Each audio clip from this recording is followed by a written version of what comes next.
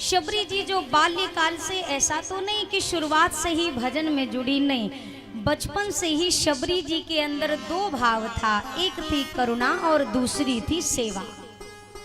हम भगवान की जब सेवा करते हैं ना, जैसे हम अपने ठाकुर जी का श्रृंगार करते हैं नित्य प्रति, या मंदिर में श्रृंगार होता है, तो ये नहीं कहा जाता कि भगवान की पूजा कर रहे हैं, क्या कहते हैं, ठाकुर जी की सेवा कर रहे हैं। सेवा की प्रधानता में प्रेम मुख्य होता है और पूजा की प्रधानता में कर्म कांड प्रधान होता है, मुख्य होता है। इसमें नियम हैं, विधियां हैं, पर जब आप सेवा कहते हो तो वहां पर सिर्फ प्रेम है। शबरी मैया जब छोटी सी थी तो इनके माता पिता ने इनका विवाह तय किया। विवाह तय किया तो बहुत सारे पशु लाए गए, क्योंकि शबरी मैया भीलों की जाति में इनका जन्म हुआ था, इसीलिए शबर जाति से थी, भील वंश में कुल में थी, तो भीलनी या शबरी कहलाई। ये नाम नहीं है शबरी मैया का। तो शबरी मैया के विवाह हेतु कई सारे पशु लाए गए। शबरी मैया छोटी थी तो शबरी मैया ने अपनी माँ से कहा, माँ ये इतने सारे पशु कभी तो हमारे घर नहीं दिखे, आज ये इतने सारे पशु क्यों लाए गए हैं। शबरी जी की मैया ने कहा, पुत्री तुझे शायद ज्ञात नहीं, पर तेरे पिता ने तेरा विवाह सुनिश्चित कर दिया है, कल तेरा विवाह होगा, और कल जब तेरा विवाह होगा तो बाराती आएंगे, अतिथि आएंगे, और उन अतिथियों को यही भोजन पका करके उन्हें परोसा जाएगा। जैसे शबरी मैया ने सुना, शबरी मैया को बड़ा दुख हुआ। शबरी मैया सोचने लगी, मेरे विवाह की खुशी में इतने सारे निर्दोष जीव मारे जाएं, ये कहाँ का इंसाफ है। शबरी मैया ने तत्काल उन पशुओं के जितने बंधन थे, जो बंधे हुए पशु थे, सबका बंधन खोल दिया। सारे पशु भाग गए और भागते भागते वो पशु, वो जीव भी शबरी मैया को आशीर्वाद देते हैं, शबरी आपने आज हमारा बंधन खोला है, हम प्रभु से प्रार्थना करेंगे वो आपका बंधन खोलें, वो आपको बंधन से मुक्त करें।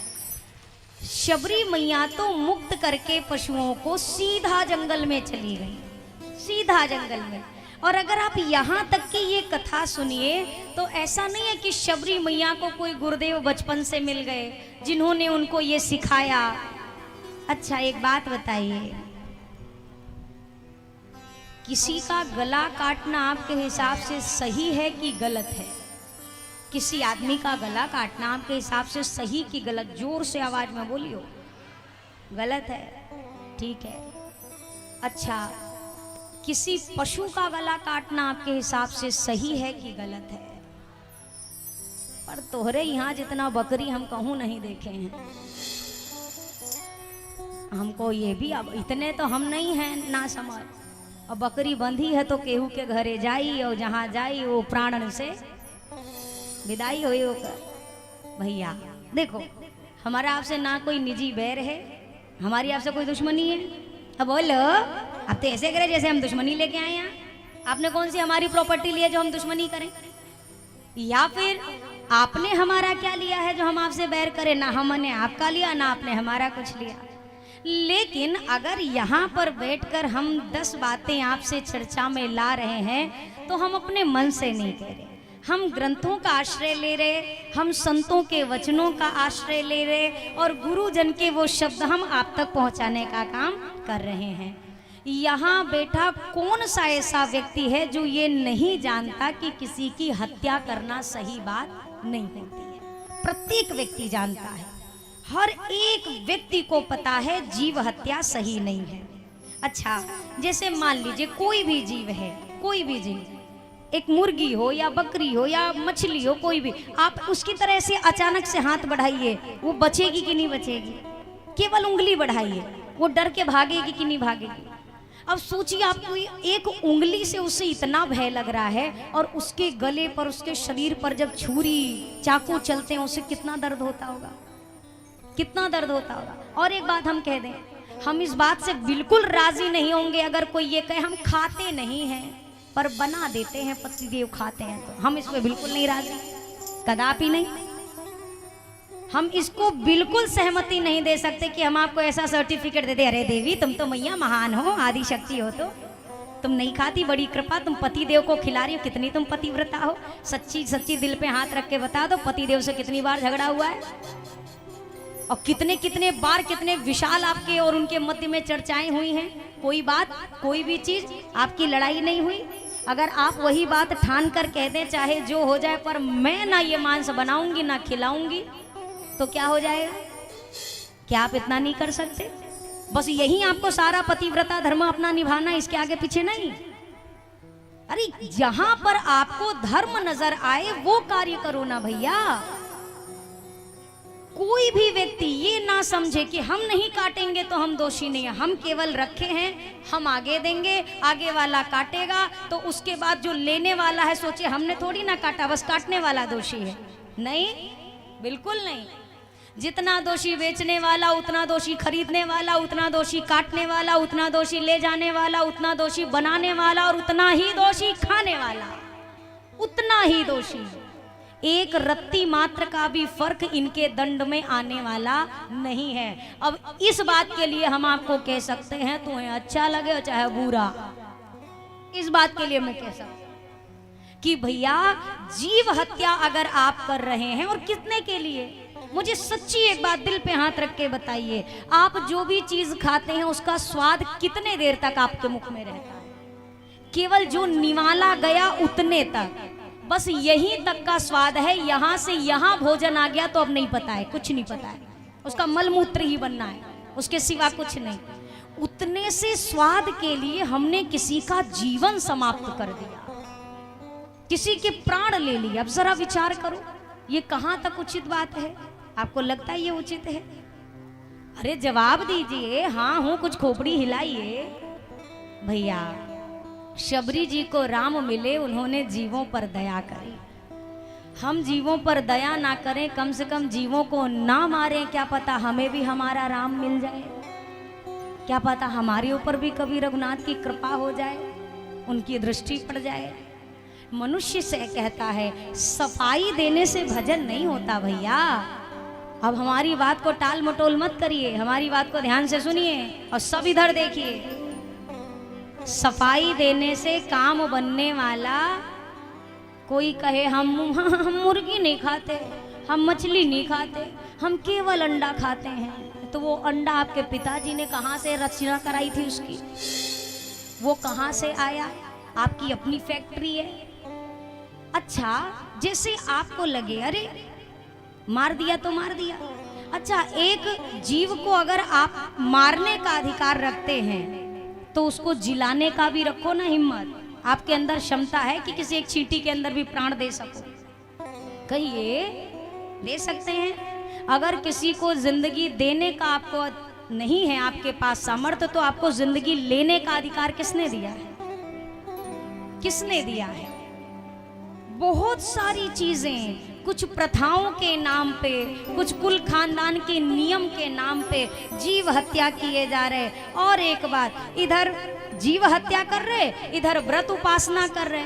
अब इधर हत्या भी चल रही, इधर व्रत उपवास भी चल रहे। अब आदमी इतने में खुश है, हम तो बहुत पूजा करते हैं, बहुत पूजा करते हैं।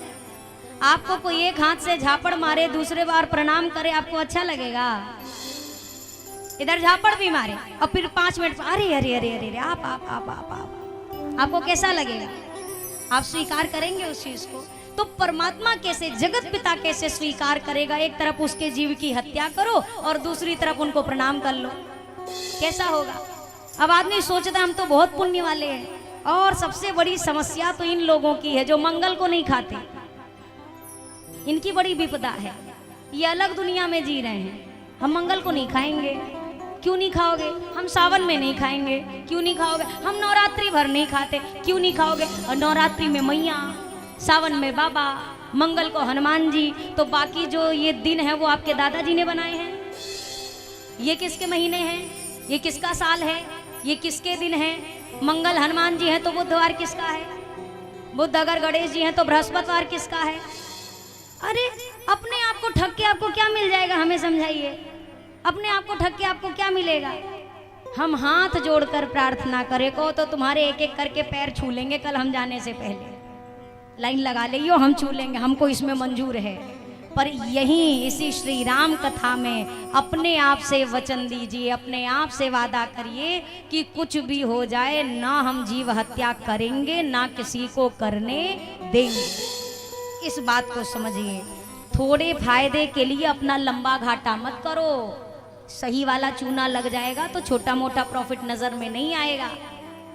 हमारे संत जन कहते हैं हम जिसके साथ जैसा व्यवहार करते हैं हमको वही दंड भोगना पड़ता है। और प्रकृति के सर्कल की चिंता आप मत करो। जो लोग इस गलत फहमी में जी रहे हैं हम मुर्गी नहीं खाएंगे तो मुर्गी की आबादी बढ़ जाएगी, उसके लिए ब्रह्मा जी बैठे हैं अपना विधान देखने के लिए। आप ब्रह्मा मत बनिए कि मुर्गी इतनी बढ़ जाएगी कि फिर सराय टोला में आ जाएगी और सारी मुर्गियों का आक्रमण हो जाएगा। अरे अपना घर संभाल ले, मुर्गियन की चिंता आप मत करो।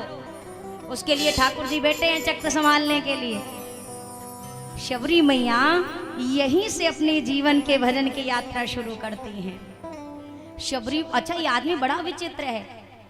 किसी के यहाँ भी जैसे मान लीजिए किसी का शरीर छूटा, मुर्दे का स्पर्श हुआ या स्मशान घाट गया तो सबसे पहले घर आकर क्या करेगा?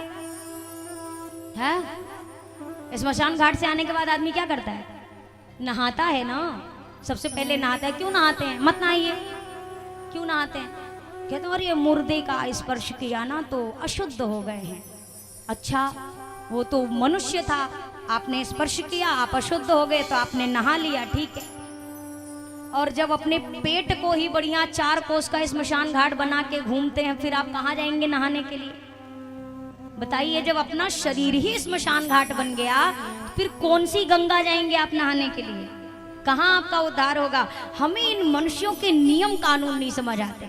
हमने ऐसे ऐसे लोगों के विषय में सुना है, उन्होंने मांस खाया और मांस खाने के बाद कहीं उनको दर्शन या कहीं जाना है तो अब क्या कहेंगे? बाल धो के नहा लो। उससे क्या होगा? बाल धो के नहा लो, उससे क्या होगा? अरे शुद्ध हो गए। अरे पापी आदमी तो है तो गंगा जी ना शुद्ध कर पाए। इतना पाप करोगे वो भी जानबूझकर, कौन शुद्ध करेगा? नहीं, बहाने से भजन नहीं होता है। भजन करने के लिए मन में भाव चाहिए, बहाना नहीं चाहिए। सोम मंगल बुध बृहस्पति संडे मंडे ये सब नौटंकी से नहीं चलती हैं चीजें। शबरी मैया तुरंत गई तो मतंग ऋषि के संतों ने शबरी मैया को देख लिया। क्यों देखा? शबरी मैया नित्य प्रति सेवा कर दिया करती थी, वो भी बिल्कुल अर्धरात्रि में छुप कर, कोई देख ना सके, कोई जाने ना। मतंग ऋषि ने कहा जरा देखो तो ये कौन ऐसे सेवा करके जाता, दिखाई नहीं पड़ता। एक दिन शबरी मैया पकड़ी गई। मतंग ऋषि ने पूछा पुत्री कौन हो, ऐसे छुप छुप के क्यों सेवा करती हो? शबरी मैया ने कहा मुझे लगा आप शायद मुझे क्रोध करें, ना स्वीकार करें। मतंग ऋषि ने कहा पुत्री आज से तू इसी आश्रम में कुटिया बनाकर रहेगी और अब तुझे कहीं भटकने की आवश्यकता नहीं। तेरी सेवा भाव से तुझे भगवान मिलेगा।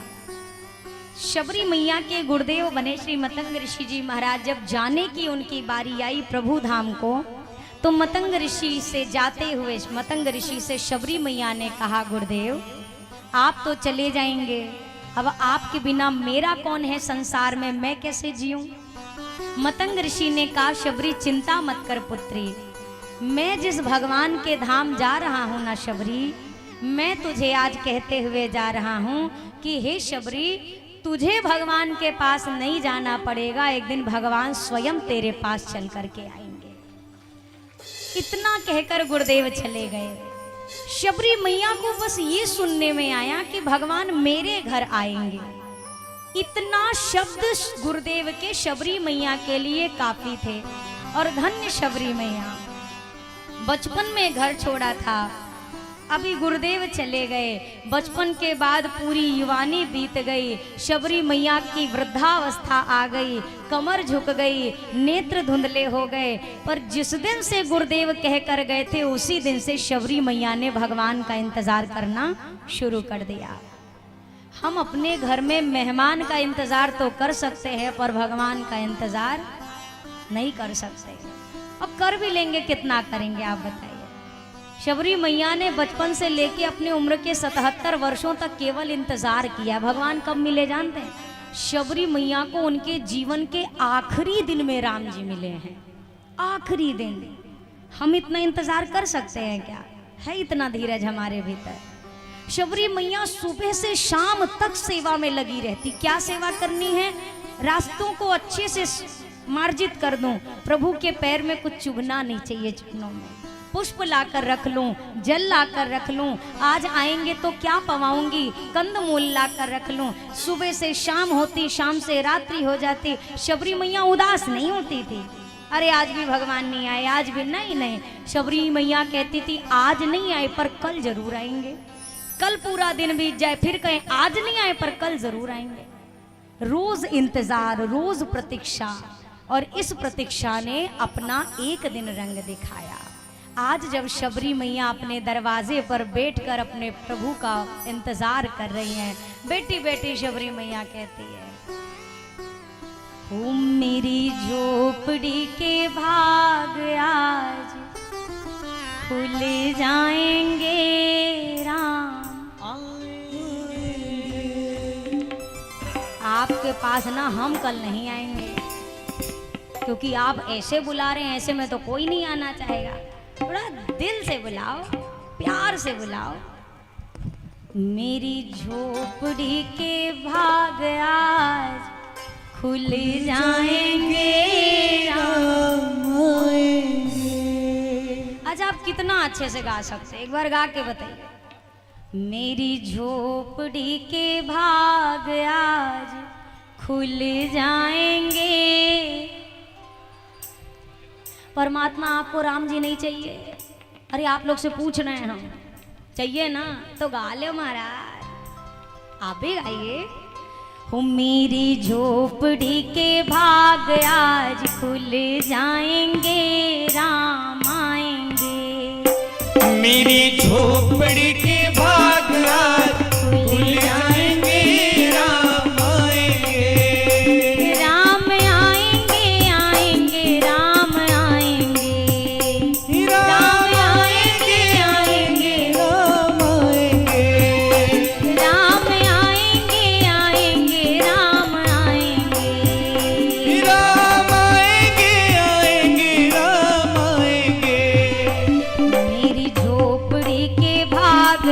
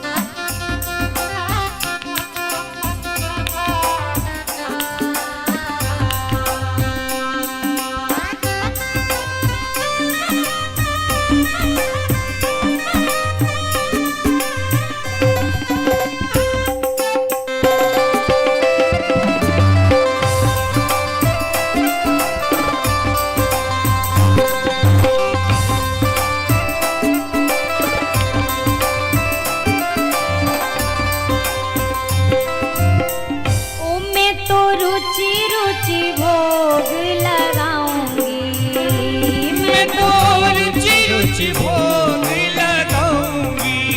ओ मैं तो रुचि रुचि भोग लगाऊंगी। मैं तो रुचि रुचि भोग लगाऊंगी। ओ मीठे मीठे बेर राम को खिलाऊंगी। मीठे मीठे बेराम को खिलाऊंगी। ओ मीठे मीठे बेर राम को खिलाऊंगी। मीठे मीठे बेराम को खिलाऊंगी। ओ मेरे जन्मों के पाप सारे कट जाएंगे राम आएंगे। मेरे जन्मों के पाप सारे कट जाएंगे राम आएंगे। ओ मेरी झोपड़ी के भाग आज खुल जाएंगे राम आएंगे। मेरी झोपड़ी के भाग आज खुल जाएंगे राम आएंगे। ओ राम आएंगे आएंगे राम आएंगे। राम आएंगे आएंगे राम आएंगे। ओ राम आएंगे आएंगे राम आएंगे। राम आएंगे आएंगे राम आएंगे। मेरी झोपड़ी के भाग आज खुल जाएंगे राम। मेरी झोपड़ी के भाग आज। ओ राम आएंगे आएंगे राम आएंगे।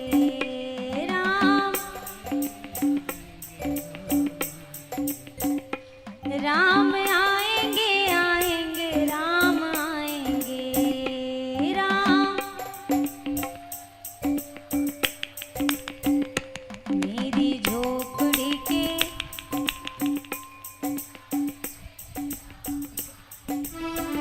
आएंगे के बाद कोई क्वेश्चन मार्क नहीं लगाना, कोई प्रश्नवाचक चिन्ह नहीं। आएंगे ना ना ना ना, फुल स्टॉप मार दो।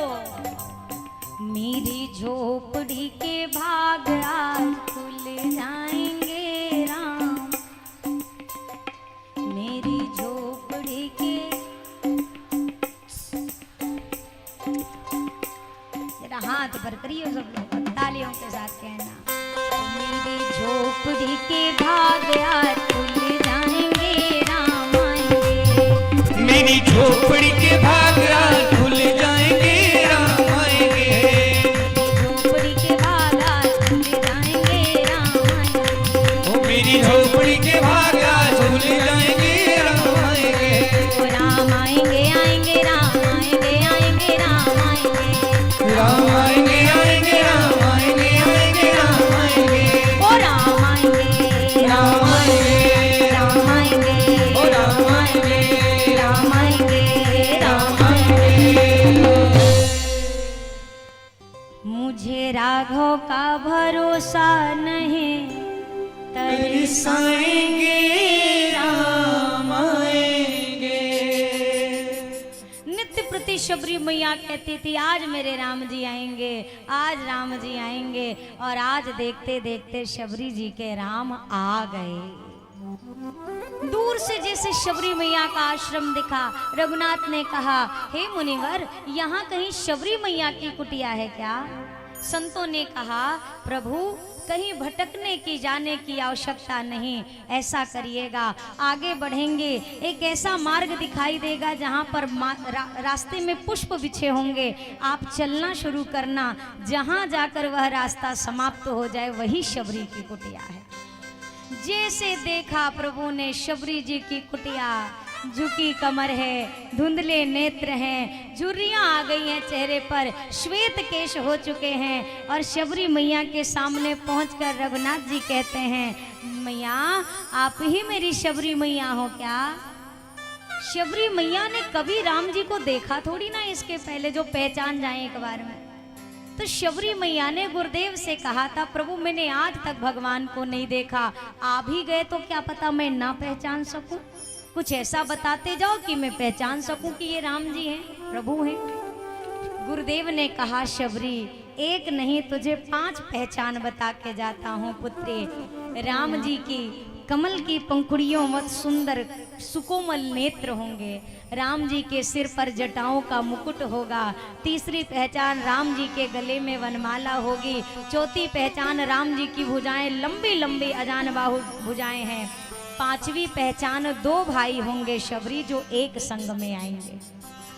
जैसे गुरुदेव भगवान ने ये कहा और चले गए। आज शबरी मैया भगवान के सामने खड़ी हैं, पर अभी यकीन नहीं हो रहा कि ये आ गए। तो भगवान के सन्मुख खड़े होकर मिलान कर रही हैं। वो पांचों लक्षण मिल रहे इनसे कि नहीं मिल रहे। मिले तो यही मेरे राघव, नहीं मिले तो होगा कोई पथे।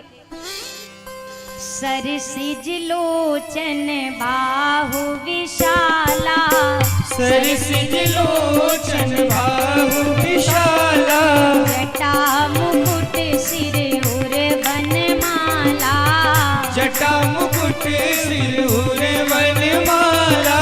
शबरी मैया को एक एक चीजें गौर से देखनी पड़ रही है, कुछ चूक ना जाऊं। ऐसा ना हो ये मेरे राम जी हो ही ना और मैं नहीं राम समझ बैठूं।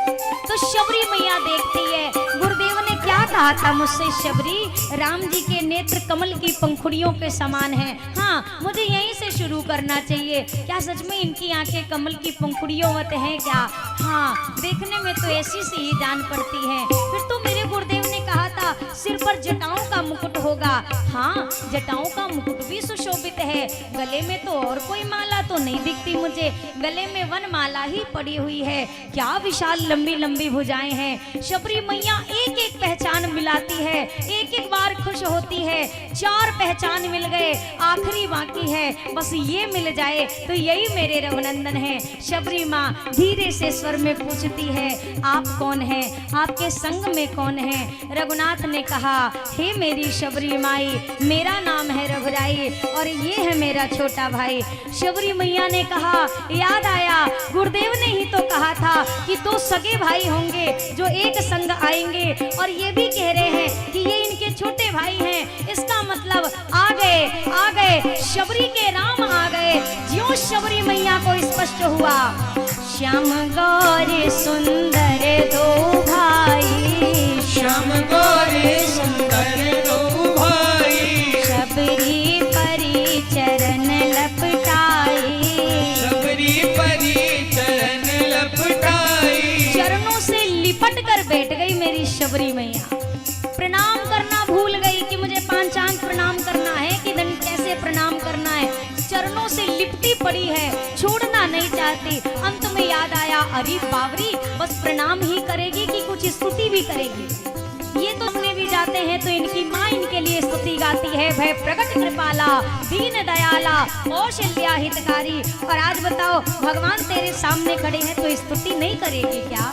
फिर शबरी मैया को याद आया, मैं कितनी बावरी हूँ। भगवान से गुरु से ये तो पूछा था भगवान को पहचानूं कैसे, पर ये पूछना भूल गई। पहचान जाऊंगी उसके बाद मुझे क्या करना है, मुझे स्तुति नहीं आती। यही विधिया स्तुति करऊं तुम्हारी, यही विधिया स्तुति करऊं तुम्हारी। अधम जाति में जड़ मति भारी, अधम जाति में जड़ मति भारी। अधम ते अधम अधम अति नारी, अधम ते अधम अधम अति नारी। दिन माह में मति मंद आधारी, दिन माह में मति मंद आधारी। शबरी मैया कहती है, प्रभु मुझे आपकी स्तुति नहीं आती। मैं अधम हूँ, अधम में भी अति अधम हूँ, नारी जाति से हूँ। मुझ में कोई गुण नहीं, कोई मैं कुलीन नहीं, मेरे पास कोई क्षमता नहीं, ना मैं पढ़ी लिखी हूँ, मैं अज्ञानी हूँ। मुझे आपकी स्तुति करने का ढंग नहीं आता। संसार के कुछ मूर्ख लोग इसी चौपाई को सहारा लेकर मेरे गोस्वामी जी के मानस की ओर उंगली उठाते हैं। कहते हैं मानस में बहुत जाति पाति का भेदभाव किया गया है। अरे मूर्ख, अगर जाति पाति का भेदभाव किया जाता तो आज शबरी की कुटिया में राम खड़े नहीं होते, नहीं खड़े होते। राम नहीं है नारा वो विश्वास है, भौतिकता की नहीं दिलों की प्यास है। राम नहीं मोहताज किसी के झंडों का, किसी गांव का, किसी क्षेत्र का, खंडों का। राम नहीं मिलते ईंटों और गारों में, राम मिले निर्बल की करुण पुकारों में। राम मिले हैं वचन निभाती आयु को, राम मिले हैं घायल पड़े जटायु को। राम मिले ममता की माँ कौशल्या को, राम मिले हैं पत्थर बनी अहिल्या को। राम मिले हैं सीता की पावनता को, राम मिले अनुसुईया की मानवता को। राम मिलेंगे मर्यादा से जीने में, राम मिलेंगे हनुमान के सीने में। राम नहीं मिलते मंदिर के फेरों में, राम मिले शबरी के झूठे बेरों में। वो बेर की सामर्थ्य है जो अयोध्या छुड़ाकर शबरी मैया के कुटिया में मेरे रघुनंदन को लाकर खड़ा कर लिया है। अगर ये अधम कह रही है, शबरी मैया के शब्द हैं, मैं अधम हूँ, मुझ में कोई गुण नहीं है, मैं आपकी स्तुति नहीं कर सकती, ये मेरे रघुनाथ के शब्द नहीं है, ये गोस्वामी जी के भी शब्द नहीं है, ये शबरी जी के अपने शब्द हैं। इसके उपरांत राम जी ने क्या कहा? अरे कह रघुपति सुनो भामिनी बाता, रघुपति सुनो भामिनी बाता। मानऊ एक भगति करनाता, मानऊ एक भगति करनाता। हे मेरी शबरी मैया, इस संसार में राम ना किसी की जाति को मानता है, ना धन को, ना समृद्धि को, ना कुल को, ना मान को, ना बड़ाई को, ना प्रतिष्ठा को, ना यश, ना गौरव, ना वैभव। मैं इनमें से किसी को नहीं मिलता। मैं इस संसार में अगर किसी रिश्ते को जानता हूँ तो उस रिश्ते का नाम है भक्ति का रिश्ता। मैं एकमात्र भक्ति का नाता स्वीकार करता हूँ। मुझे भक्ति अगर गीधराज जटायु में दिख जाए तो मैं जटायु को गले लगा लेता हूँ। अगर मुझे भक्ति त्रैलोक्य विजेता सोने की लंका में रहने वाले रावण में न नजर आए तो मैं उसकी सोने की लंका को भी ठोकर मार देता हूँ। मुझे भक्ति प्रिय है, तेरे अंदर भक्ति है। तू कहती है मैया तुझे मेरी स्तुति करने का ढंग नहीं है क्योंकि तू पढ़ी लिखी नहीं, तो आज सत्य कहता हूँ शबरी मैया, तू पढ़ी लिखी नहीं है तो क्या हुआ, तेरा राम तो गुरुदेव वशिष्ठ के यहाँ पढ़ा हुआ है। अगर आज शबरी अपने राम की स्तुति गाने में असमर्थ है तो आज राम अपनी शबरी मैया के लिए स्तुति करेगा। रघुनाथ ने नवधा भक्ति में शबरी माँ की स्तुति करी। प्रथम भगति संतन कर संगा, भक्ति संतन कर संगा। दूसर रति मम कथा प्रसंगा, दूसर रति मम कथा प्रसंगा। गुरुपद पंकज सेवा, तीसरी भगति अमान, चौथी भगति मम गुण गना, करई कपट ज्ञान। मंत्र जाप मम दृढ़ विश्वासा, मंत्र जाप मम दृढ़ विश्वासा। पंचम भजन सुवेद प्रकाशा, पंचम भजन सुवेद प्रकाशा। घटदम शील विरति बहु कर्मा, घटदम शील विरति बहु कर्मा। निरत निरंतर सज्जन धर्मा, निरत निरंतर सज्जन धर्मा। सातम सम मोहिमय जग देखा, सातम सम मोहिमय जग देखा। मोते संत अधिक कर लेखा, मोते संत अधिक कर लेखा। आठम जथा लाभ संतोषा, आठम जथा लाभ संतोषा। सपने हो नहीं देखई पर दोषा, सपने नहीं देखई पर दोषा। नवम सरल सब सन छलहीना, नवम सरल सब सन छलहीना। मम भरोस ही हर्ष न दीना, भरोस ही हर्ष न दीना। नौ महुए कहु जिनके होई, नौम हुए कहु जिनके होई। नारी पुरुष सचराचर कोई, नारी पुरुष सचराचर कोई। सोई अतिशय प्रिय भामिनी मोरे, अतिशय प्रिय भामिनी मोरे। सकल प्रकार भगति दृढ़ तोरे, सकल प्रकार भगति दृढ़ तोरे। 9 प्रकार की भक्तियां बताई शबरी मैया को। ये स्तुति है मानो रघुनाथ जो अपनी शबरी मैया के लिए गा रहे। माँ मुझे प्राप्त करने के 9 रास्ते हैं। 9 रास्ते में से कोई भी रास्ता मनुष्य चुन ले वो पहुंचता मेरे ही पास है। रास्ते कौन कौन से हैं? कथा सुनना एक मार्ग है, संतों का संग करना एक मार्ग है, अमानी होकर गुरुदेव की सेवा करना एक मार्ग है, प्रभु से निष्कपट होकर सेवा में रहना, प्रेम करना एक मार्ग है। 9वां मार्ग क्या है? जीवन में जो व्यक्ति सरल हो जाए, ये प्रभु को पाने का 9वां मार्ग है। सरल शब्द लिखने में जितना सरल है, दिखने में जितना सरल है, पढ़ने में जितना सरल है, बनने में उतना ही कठिन है। व्यक्ति सब बन जाता है, इंजीनियर बन जाए, डॉक्टर बन जाए, महान से महान पोस्ट पे चला जाए, सब बन जाता है, पर सरल नहीं बन पाता। और जो सरल बन जाए वो भगवान को प्राप्त कर लेता है। एक नहीं हजारों कथाएं हैं। इसीलिए सरलता 9वें पायदान पर है। अब सरलता में आपको कुछ नहीं करना है, जो हमने अभी बीच कथा में कहा, हम जैसे हैं प्रभु आपके हैं, अच्छे भी हैं तो भी आपके, बुरे हैं तो भी आपके। जहाँ पर कपट समाप्त हो जाए यहीं पर सरलता है। जैसे बच्चे के अंदर सरलता होती है कि नहीं होती? जैसे 2 बच्चे हैं, मान लीजिए 3 साल 4 साल के 2 बच्चे, अगल बगल के, दोनों में लड़ाई हो गई। अब दोनों में इतनी भयानक लड़ाई हुई, भयानक क्या कहो, बच्चों की लड़ाई। एक रोता रोता अपनी मम्मी के पास गया, ये रोता रोता अपनी मम्मी के, मम्मी बहुत मारा उसने मुझे। अब इनकी माई इधर से निकली, उनकी माई उधर से निकली। अब बच्चों के मामले में 2 बड़े लड़े। अब दोनों की महतारी पहले तो बल भर लड़ी, अगर तो हाँ लड़का हमरे ओर देख लिया, हमरे बचवा की ओर तो तुम्हारी खैर, इतना लड़े। और अपने बच्चे का कान, आज के बाद अगर इससे बोलो ना तुम बहुत मारूंगी तुम्हें।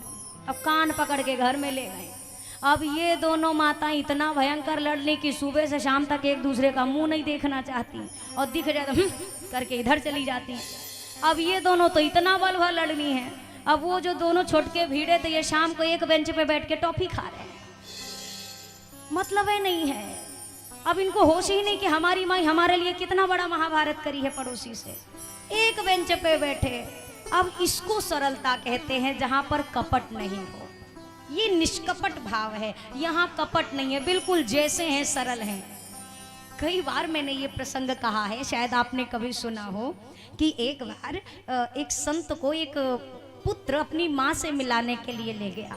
मैया कथा में नहीं आ पाती थी, तो बेटा ने सोचा कि जो महाराज कथा कह रहे उन्हीं को घर लेके चले, कम से कम माई देख तो ले हमारी।